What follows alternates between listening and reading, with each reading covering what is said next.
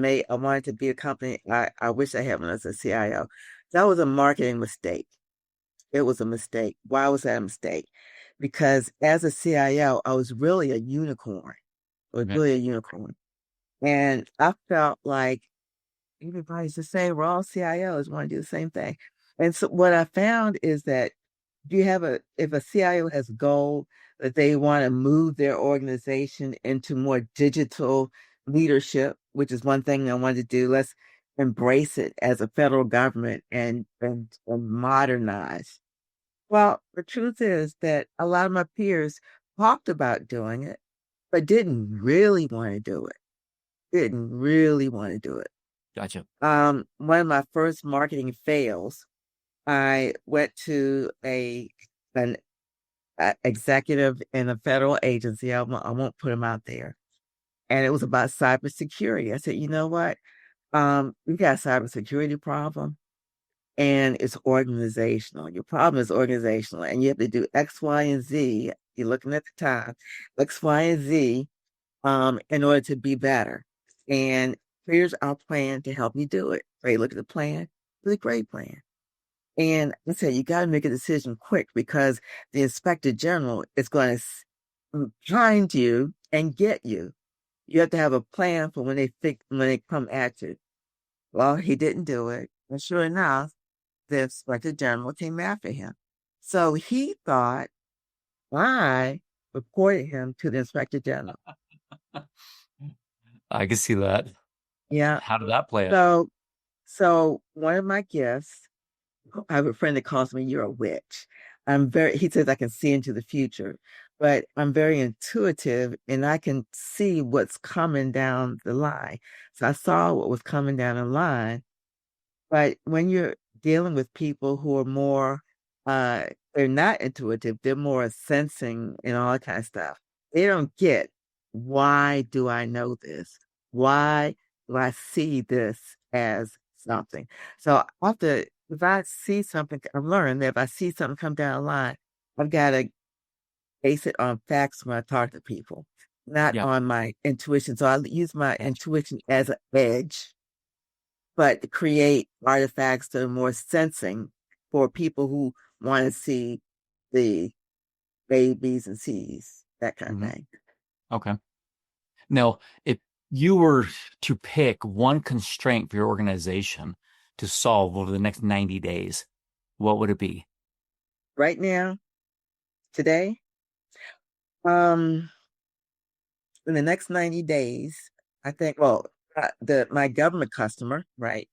I would say that they have to learn how to get their work done with fewer people, how to integrate AI into their everyday work. It's not a matter of how do you can't really teach AI because it changes every week. It literally changes every week, like ChatGPT changed yesterday. Mhm. So you have to get them used to that. They're not used to that. So it's more of a um, getting them to learn how to operate in chaos. How do you operate in chaos? When they're used to everything being the same status quo, that kind of stuff. They they have to get used to dealing with the unexpected, recovering, and continuing to function. They have to learn how to see it faster. How do you teach in intuit intuition? How do you teach that? Well, that is, I think it's teachable, right? Also, critical thinking. That is a skill that is absolutely needed in the AI environment. Critical thinking for the person. We talked earlier about hallucinations and things like that. You have to think critically and look at, is this a hallucination or is this whatever? So you have to say, hey, give me some sources for this, Hmm. right? Give me somebody else who says the same thing, right? So learn how to be a critical thinker when you're using AI. And I think the mistake organizations are making now is teaching them AI, where you teach them how to operate in the world with AI. It's Hmm. a little different spin. Yeah. Hmm. Wow. Now, Linda, thank you so much. You have shared so much wisdom and knowledge. and experience, like in the different vast years and talents and people you've helped. It's amazing. Do you have any final words or thoughts for our listeners?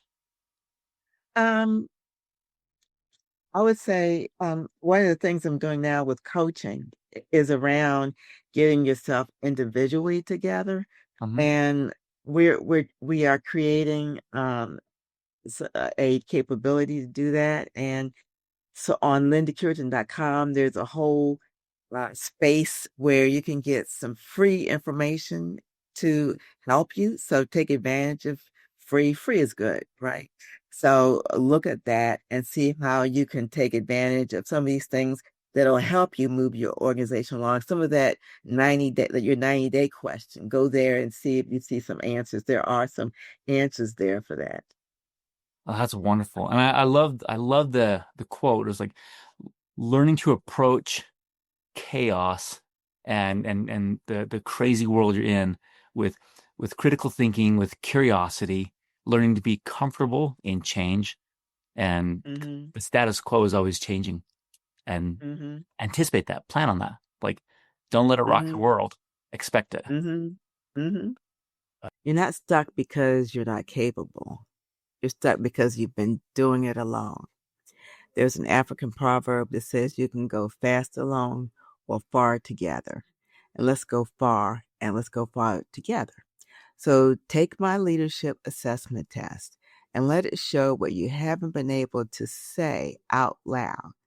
And if your results qualify you, I'll support you through your next step. And I'll support you with a $2,000 leadership advantage, access to our private WhatsApp community, and personal coaching. You deserve to rise. Start with the test. It's your moment.